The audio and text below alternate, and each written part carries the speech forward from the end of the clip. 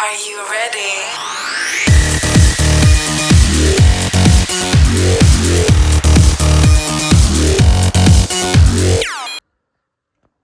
भाई राम राम सबको, सत श्री अकाल। कैसे हो सारे? आज मैं फिर आ गया हूँ आप सबके बीच में।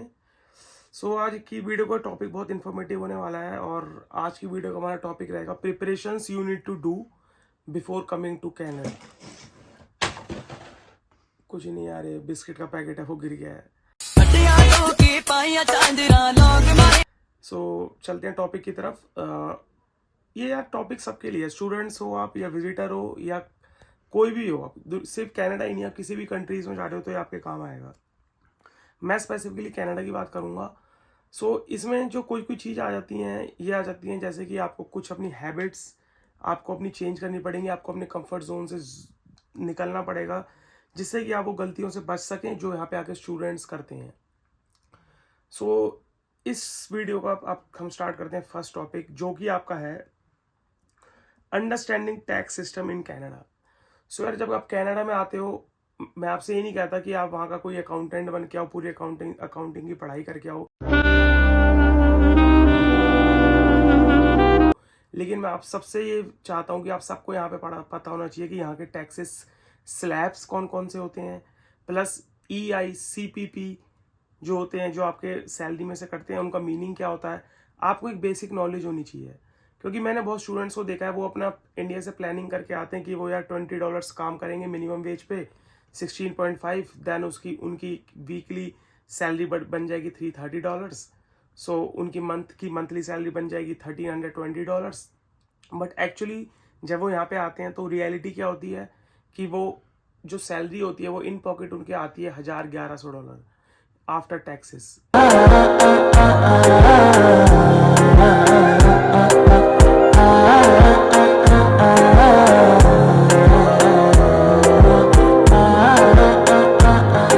वो कंफ्यूज हो जाते हैं, वो पूरा स्टक हो जाते हैं, उनकी प्लानिंग सब कुछ खराब हो जाती है। तो मैं नहीं चाहता आप सबके साथ ऐसा हो। प्लीज़ मेक श्योर आपको पता होना चाहिए यार, आप जिस भी प्रोविंस में जा रहे हैं थोड़ी सी बेसिक रिसर्च करके आओ, स्टडी करके आओ कि वहाँ का टैक्स सिस्टम कैसे होता है, जिससे कि आपको आगे ये प्रॉब्लम ना आए और आप अपने एक्सपेंसेस और बजट मैनेज कर सको। अब आगे हम मूव करते हैं सारे यार। ये हमारा सेकंड पॉइंट, ये आता है हमारा पब्लिक ट्रांसपोर्ट या पब्लिक ट्रांसिट भी आप इसे कह सकते हैं। ये हर रीजन के डिफरेंट होते हैं, city wise province wise fluctuate करते हैं। जैसे कि धर्म रीजन का है DRT, धर्म रीजन ट्रांसिट। ऐसे ही अगर आप चले जाओगे किचनर, वाटरलू, कैम्ब्रिज साइड, तो वहाँ का है GRT, great river transit. Same like Toronto का आपका होता है TTC। ये फ्लक्चुएट करते हैं यार। जब आप यहाँ लैंड करते हो तो हमारे साथ क्या होता है, हमें कोई भी इन चीज़ों के बारे में नॉलेज नहीं होती। हमें नहीं पता होता यहाँ पे कौन कौन से ट्रांजिट होते हैं, बसेस होती हैं यहाँ पे, सबवे होते हैं यहाँ पे, कौन कौन सी लाइक पब्लिक ट्रांजिट की एप्स होती हैं। जैसे कि आप देख सकते हो लिफ्ट, ऊबर हो गई, लिफ्ट, इनसे आप इजीली, आपको इनके बारे में नॉलेज होनी चाहिए। क्योंकि जब भी आप यहाँ पे आओगे, ये नहीं कि आप यहाँ पे आओ, आपको कहीं भी जाना है, वो 10 मिनट का ट्रांजिट है और आपको उन चीज़ों के बारे में नॉलेज ही नहीं और आप आधा 1-1 घंटा वेस्ट कर रहे हो। आपका स्टार्टिंग में से बहुत टाइम वेस्ट होगा। मैं नहीं चाहता कोई किसी का भी स्टार्टिंग में टाइम वेस्ट हो। आप इंडिया बैठे हो, आपको पता है आपको कनाडा आना है, तो थोड़ा सा जहाँ भी रीजन में आपको जाना है इस चीज़ के बारे में आप पढ़ के आओ, देख के आओ, जिससे कि आप यहाँ पे आओ तो आप बिल्कुल ब्लैंक ना हो। अब हम मूव करते हैं अपने थर्ड पॉइंट की ओर, और अब हमारा थर्ड पॉइंट है अंडरस्टैंडिंग योर पर्सनल फाइनेंसेस। यार अब पर्सनल फाइनेंसेस में हमारा क्या आ जाता है, यहाँ पे जो होते हैं, यहाँ पे हमारे इंडिया की तरह नहीं कि बस एक बैंक अकाउंट है। यहाँ पे हमारे सेम अकाउंट में हमारे चेकिंग अकाउंट अलग होता है, हमारा सेविंग्स अकाउंट अलग होता है। जब हम ऐसा स्टूडेंट आते हैं तो हमारा GIC अकाउंट अलग होता है। बहुत सारे स्टूडेंट्स को उस चीज़ों के बारे में पता ही नहीं होता, उन्हें लगता है कि बस हमारा एक GIC अकाउंट है, बट हमारे एक्चुअली 3 अकाउंट होते हैं। आप थोड़ा सा यार पढ़ के उन चीज़ों के बारे में। अगर आपको इन्वेस्टिंग का आप इन्वेस्ट करना चाहते हो तो आपको पता होना चाहिए मेरा TFS अकाउंट क्या होता है, RRSP अकाउंट क्या होता है। आपको जब इन चीज़ों के बारे में पता होगा तो आपको एग्जैक्टली पता होगा यार मेरे को अपने यहाँ पे जब मैं लैंड करता हूँ तो मुझे किस अकाउंट में अपने पैसे इन्वेस्ट करने हैं या मेरे लिए क्या बेनिफिशियल रहेगा।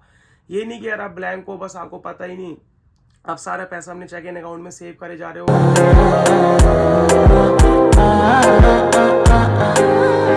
एट द एंड जब आपको अपना घर बाय करना है, आपको ये नहीं पता यार मैं TFS अकाउंट में पैसे जमा करता तो मेरे टैक्स बच सकता था। ऐसे हर अकाउंट के अपने अपने बेनिफिट्स हैं, अपने अपने डीमेरिट्स हैं, लेकिन आप सबको ये पता होना चाहिए कि यार ये इन अकाउंट्स का मीनिंग क्या है, थोड़ी सी एक बेसिक नॉलेज होनी चाहिए उनके बारे में। ये सब चीज़ें आपके काम आएंगी, आपका बेनिफिट होगा। और आप पे अभी टाइम है, जब आप इंडिया बैठे हो कि आप ये सब चीज़ें कर सकते हो। आप यहाँ आओगे तो आप ग्राउंड रियलिटी देख सकते हो कि यार आपको कितना बेनिफिट हुआ है।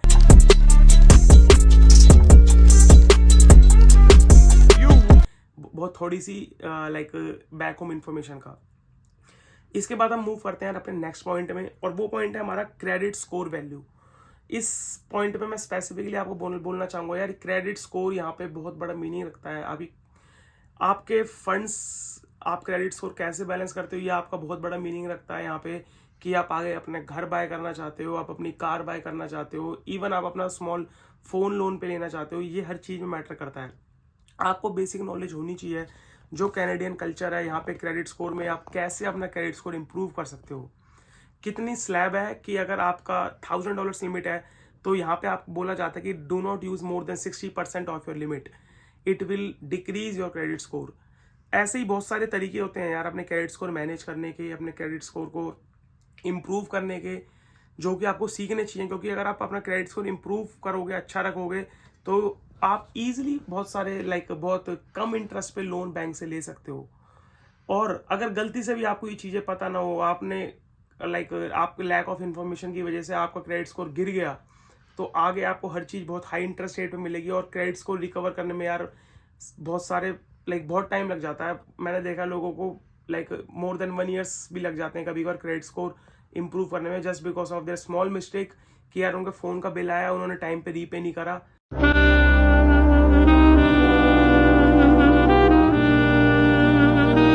क्यों? बिकॉज उन्हें पता नहीं था कि क्रेडिट स्कोर इससे इतना डिक्रीज हो जाएगा। सो मैं नहीं चाहता आपके साथ ये ऐसा हो।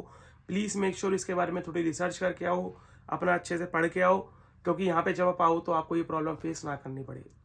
सो इसके बाद जो हमारा नेक्स्ट पॉइंट आता है वो आता है हमारा यार, इम्प्रूव योर कम्युनिकेशन स्किल्स। सो हम यहाँ पे आ गए हैं तो ऑब्वियसली यार सबने आईएलटीएस का पेपर तो दिया ही होगा, और उसमें स्पीकिंग में सबके, अगर कोई 12th के बाद आ रहा है तो 6 एंड अबव आए होंगे, कोई ग्रेजुएशन के बाद आ रहा है तो 6.5 अबव आए होंगे। मैं मानता हूँ 6.5 6 and above it's a good score, not a bad score. But actual reality क्या है कनाडा की, जो हम आईएलटीएस में इंडिया में पढ़ते हैं, यहाँ पे अगर आप उस लेवल पे देखोगे तो यहाँ पे आपको वो चीज़ें हेल्प नहीं करती। यहाँ की जो रियलिटी है, यहाँ के जो लोगों के स्लैंग्स हैं, यहाँ की जो इनकी इंग्लिश बोलने का एक्सेंट है वो बहुत डिफरेंट है। तो यार जब मैं यहाँ पे स्टार्टिंग में आया था मुझे बहुत सारी प्रॉब्लम हुई थी। मैं जहाँ काम करता था, मेरे जो टीचर्स थे, कहीं भी मैं स्टोर पे किसी पे शॉपिंग करने जा रहा हूँ, मेरे को समझ ही नहीं आ रहा था। उनका एक्सेंट समझने में को बहुत टाइम लगा, जिससे कि मेरे को स्टार्टिंग में बहुत प्रॉब्लम्स फेस करनी पड़ी। मेरा सेल्फ कॉन्फिडेंस स्टार्टिंग में बहुत लो रहता था, मैं कहीं जाना नहीं चाहता था बाहर। तो इसका यार मैं आपको एक थोड़ी सी टिप्स देना चाहूँगा कि आप इंग्लिश मूवीज़ देखें। स्पेसिफिकली आप कोई भी इंग्लिश मूवी देख सकते हो। यहाँ पे वेस्टर्न कंट्रीज़ की आपको बहुत हेल्प मिलेगी। Believe me, I tried the same like a tactic and it helps me a lot. Within a week आपको अपने अंदर इंप्रूवमेंट पता लग जाएगी। हाँ, लेकिन एक बात और है यार, अभी भी बहुत सारी चीज़ें हैं, मतलब कि बहुत सारी चीज़ें अभी भी, मैंने कुछ लोग देखे हैं वो इतनी फास्ट इंग्लिश बोलते हैं, मुझे अभी भी समझ नहीं आती।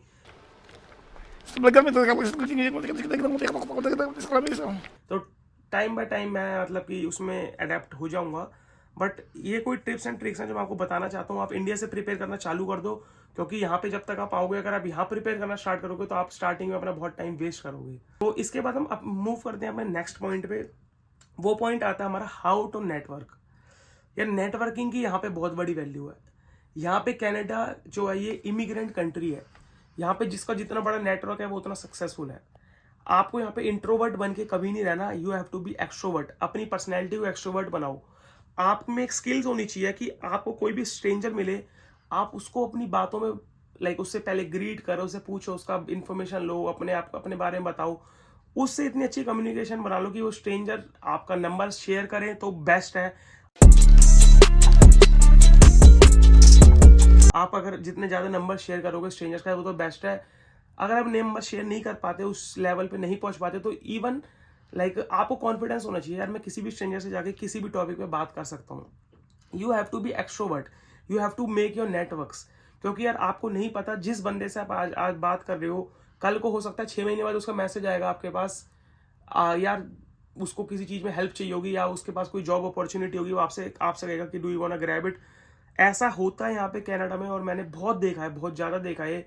तो नेटवर्क यहाँ पे बनाओ, अपनी कम्युनिकेशन स्किल्स बढ़ाओ, इंग्लिश बोलने की कोशिश करो, क्योंकि यार आप कहीं भी काम पे जाओगे, कहीं भी जॉब इंटरव्यूज पे जाओगे, इंग्लिश आपके काम आएगी। आप यहाँ पे इंट्रोवर्ट बन के नहीं रह सकते, you have to be extrovert and improve your communication skills. So अब हम बढ़ते हैं अपने नेक्स्ट पॉइंट की तरफ, और ये हमारा नेक्स्ट पॉइंट जो यहाँ पे आता है वो आता है हाउ टू मेंटेन रिलेशंस। ये बहुत इंपॉर्टेंट टॉपिक है यहाँ पे यार। रिलेशंस डिपेंड करते हैं, like there is like formal relations and informal relations and personal relations. So यार हमारे फॉर्मल रिलेशन क्या हो गए? फॉर्मल रिलेशन हमारे हो जाते हैं जो जहाँ पे भी हम काम करते हैं, या जहाँ पे भी जो हमारे टीचर्स हो गए, जहाँ हम स्टडी करते हैं, या जहाँ पे भी हम लाइक नॉर्मल हमारी ग्रॉसरी करते हैं, जो हमारे साथ लोग फॉर्मली हमारे टच में रहते हैं। सो यार फॉर्मल रिलेशन मेंटेन करना यहाँ पे बहुत ज़रूरी है। इसका मैं एक एग्जांपल लेता हूँ। अगर आप किसी भी वर्क, आप कहीं भी काम करते हो, आपका कोई टीममेट है, आपके लाइक जॉब में आपका कोई टीममेट है, आपको उससे फॉर्मल रिलेशन बनाना है। आप उसके पास कभी भी जाओ, उससे सुबह ग्रीटिंग्स करो, जब आप उससे मिलते हो उसे ग्रीट करो, good morning, how are you. उसके पर्सनल लेवल पे आपको नहीं जाना, बट आपको उससे अच्छे से बात करनी है। You have to always keep smiling on your face. हमेशा पॉजिटिविटी फैलाओ, कभी भी नेगेटिव, आपको अपने वर्क एनवायरनमेंट में कभी भी नेगेटिव बातें नहीं करनी, ऑलवेज बी पॉजिटिव। बस मैं एक टिप्स एंड ट्रिक्स देना चाहूँगा यार, कभी भी अपने वर्क एनवायरनमेंट में ना किसी से रिलीजन की बात मत करना, और उनके बैक होम कंट्री या सेक्स या क्रीड की बात मत करना, क्योंकि यार ये चीज़ें जब आप बात करते हो ना तो सामने वाला बहुत नेगेटिव लेता है। अब हम आते हैं अपने like informal relation. Informal relation हमारे हो गए यार, कोई भी हमारा रूममेट, हमारे ब्रदर्स, हमारे लाइक कोई भी दूर के फैमिली रिलेशंस के जिनके साथ हम यहाँ रहते हैं, वो कोई भी हो सकता है। हो सकता है आप उनके साथ रह रहे हो सकता है वो आपके कॉलेज का कोई फ्रेंड हो। तो यार उनके साथ आपको इनफॉर्मल रिलेशन करना है। इनफॉर्मल रिलेशन का मतलब ये होता है, हो सकता है आज आपको दोनों को, आपके किसी फ्रेंड का मन कर रहा है कि यार आज बाहर घूमने चलते हैं, कहीं आउटिंग में चलते हैं, कहीं रेस्टोरेंट में बाहर खाने चलते हैं, लेकिन यार शायद हो सकता है आपका मन ना कर रहा हो, या आपकी पॉकेट साइज अलाउ ना कर रही हो, या आप इन चीज़ों में पैसे वेस्ट ना करना चाहते हो। तो आपको बहुत इनफॉर्मली उससे कहना है कि भाई यार तू हुआ, कोई दिक्कत नहीं है, मैं बाद में कभी हम चलते हैं। ये नहीं कि आप उसे लड़ाई लड़ाई कर लो कि नहीं मैं नहीं जा रहा। आप उसे आपको मेंटेन करनी है यार वो रिलेशंस। आप इन छोटी छोटी बातों पे यार लड़ाई नहीं कर सकते, या फिर आप अपसेट नहीं हो सकते किसी से भी, क्योंकि आपका फैमिली सारी बैक होम है, ये वो ही लोग हैं जो आपके यहाँ पे काम आएंगे आगे। सो आपको you have to maintain your relations with them, you have to make sure like आप उनसे कुछ गलत ना कह दो जिससे कि आपके वो रिलेशंस आपको लाइक आपको हार्म करे इन फ्यूचर, या आपके कोई भी चीज़ आपके नेगेटिव इम्पैक्ट करे। सो आपको यार अंडरस्टैंडिंग होनी चाहिए, आपको डिप्लोमेटिक बातें करनी है। You have to be make sure कि आप कभी भी किसी को कुछ ऐसा ना बोल दो कि जिससे उसे हर्ट हो। सो अब हम नेक्स्ट यहाँ पे मूव करते हैं अपना नेक्स्ट पॉइंट में, घर के कामकाज कैसे करेंगे। भाई घर के कामकाज सबसे बड़ा टॉपिक आ जाता है कनाडा में। हम तो इंडिया से हैं, हमें तो घर पे बैठा के हमारी मम्मी थाली परोसती हैं, खाना हमारे सामने लाती हैं। यहाँ पे मम्मी नहीं होंगी भाई, यहाँ पे सब कुछ खुद करना है। मैं इंडिया से आया था, मैंने इंडिया में कभी अपने कपड़े नहीं धोए, मैंने आज तक कभी इंडिया में खाना नहीं बनाया, मैंने आज तक कभी घर पे सफाई नहीं करी। और जब मैं यहाँ पे आया हूँ मेरे को लगता है कि मेरी ज़िंदगी की सबसे बड़ी गलती थी। यार जब आप यहाँ लैंड होते हो ना, तो ये जो चीज़ें हैं, ये आप अगर आपने इंडिया में आपको कोई एक्सपीरियंस नहीं है तो आप परेशान हो जाओगे। आपकी पढ़ाई, आपके काम से ज़्यादा आपको ये चीज़ें भारी पड़ेंगी, क्योंकि यहाँ जब आप आते हो आपको कोई खाना देने वाला नहीं है, आपके घर की सफाई कोई करने वाला नहीं है, आपके कपड़े कोई और नहीं धोएगा, आपको धोने हैं। आपके घर के आपको आयरन कोई और नहीं करेगा, कपड़े आपको करने हैं। आपकी ग्रूमिंग कोई और नहीं करेगा, आपको करनी है। तो आपको यार मेक श्योर करना है कि जब आप इंडिया में बैठे हो आप ये चीज़ें सीखो। आपका जब लास्ट मंथ हो, आप उस मंथ में पूरे घर की प्रिपरेशंस जो होती हैं खुद करो। एक मंथ का अपने आप को ट्रायल दो। आपकी पता है मम्मी मेरे को आपकी कहेंगी कि बेटा आखिरी महीना है तो मेरे हाथ से खाना खा ले, फिर तो वहाँ सब कुछ खुद ही करना है। लेकिन मम्मी को कह दो मम्मी नहीं, अगर आप मेरी मतलब कि ये मेरा एक तरीके का लाइक भलाई, अगर आप मेरी भलाई चाहती हो तो मेरे को इस महीने का घर के सारे काम मैं खुद करूँगा। आप अपने आप उठो, सबके लिए खाना अपना खुद बनाओ। सबका नहीं बना सकते तो अपना खुद बनाओ, अपना खुद खाना खाओ, बर्तन अपने खुद धो के रखो, अपने कपड़े खुद धो, अपनी बेडशीट खुद धो, खुद करो। हर चीज़ जो आपकी बेसिक ग्रूमिंग होती है खुद करो। बाहर शॉपिंग करने जाओ, अपने लाइक ऑयल लाना है, आपको फूड लाना है, कुछ भी लाना है, खुद करो। सेल्फ डिपेंडेंट हो, क्योंकि जब आप यहाँ होगे ना, अगर आप सेल्फ डिपेंडेंट नहीं होगे तो आप बहुत पछताओगे। क्योंकि यहाँ से आप रोज़ बाहर खाना नहीं खा सकते, यहाँ से आप रोज़ अपने कपड़े बाहर धोने नहीं जा सकते, बहुत चीज़ें एक्सपेंसिव हो जाती हैं। आप मतलब कि स्टार्टिंग के 2-3 महीने ऐसा होगा कि यार आप परेशान हो जाओगे, आप ये चीज़ें मैनेज नहीं कर पाओगे, वो चीज़ आपका बैड इफेक्ट्स देंगे आपकी स्टडी पे और आपकी प्रोफेशनल लाइफ पे भी। सो यार दैट्स ऑल, ये सारी टिप्स एंड ट्रिक्स थी जो मैं आपको देना चाहता हूँ, और दैट्स ऑल। और मैं एक चीज़ और टिप्स आपको देना चाहूँगा यार, जो आपकी जो होती है ना क्विक रेसिपीज़ होती है हमारी, जैसे कि हो गया जो वेज हैं उनकी हो जाती है अपना पोहा हो गया, या कि आपकी मैगी हो गई, वैसे मैगी अनहेल्दी होती है, मैं सपोर्ट तो नहीं करूँगा। देन आपका हो गया आमलेट हो गया, तो आप ना इनका थोड़ा टेस्ट डेवलप करके आओ अपना बैक होम ही, और यहाँ पे आके क्योंकि जब आप बनाओगे ना तो आपको टेस्ट डेवलप होगा, आप उन चीज़ों से परेशान नहीं होगे। ये मेरी टिप्स रहेगी आपके लिए, एंड दैट्स ऑल। सो इस वीडियो को यहीं ख़त्म करते हैं यार, और थैंक यू यार, thank you, thanks a lot, आप मेरी वीडियो को इतना प्यार दे रहे हो, इतना सपोर्ट कर रहे हो। ऐसे ही आके मैं और बहुत इन्फॉर्मेटिव वीडियोस आपके लिए लाते रहूँगा, और कोई भी आपको स्पेसिफिक लाइक टॉपिक के ऊपर डिटेल वीडियो चाहिए हो तो मेरे को कमेंट बॉक्स में बताओ, मैं बिल्कुल आपके सामने लाऊंगा वो वीडियो। जैसे ही आप देख सकते हो यार, पिछले 5-6 दिन से मैंने अपना चैनल चालू करा है और मैं कंसिस्टेंसी दिखा रहा हूँ, मैं रोज़ अपनी वीडियो डालता हूँ, जिससे कि मैं चाहता हूँ एक हमारे बीच में कनेक्शन बना रहे। सो मिलते हैं अब आपसे कल, और फिर से वही चीज़ है, राम राम सबको, सत श्री अकाल। अपने माँ बाप का ध्यान रखो, सेवा करो, खुश रहो, और अपनी अपनी सेहत का भी ध्यान रखो। धन्यवाद सबको भाई।